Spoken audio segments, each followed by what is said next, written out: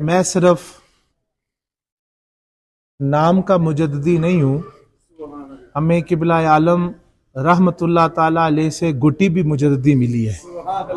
इसलिए बात इब्तिदा में करके आगे बढ़ना चाहता हूँ कि गो के तारीखी एतबार से 13 रजबुल मुरज्जब को मुस्तनद हवाले मौजूद नहीं, लेकिन अर्ज गुजारूं कि जो भी दिन उम्मत मुंतखब कर ले और सारे जिस शख्सियत को भी उस दिन बैठकर याद करें, तो मैं समझता हूं कि नासबियत या बंदे को खारजियत का मुजाहिरा नहीं करना चाहिए, बल्कि ऐसा मैसेज देना चाहिए कि जिससे आप वाज़ेह कर सकें कि जिन ज़ाते मुक़द्दसा के नाम लेकर आप हक जताते हैं वो आपके नहीं, वो अहले सुन्नत व जमात के हैं। इसलिए तारीखों के चक्कर में हम नहीं पड़ते,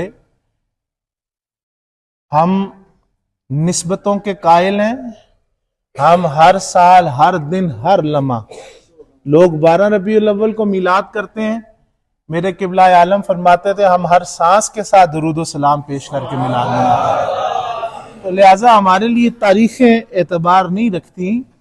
हम तो वो लोग हैं कि जिनके दिल में हर वक्त उनका ख्याल और गुमान न हो तो हम समझते हैं हमारी कज़ा हो रही है। तो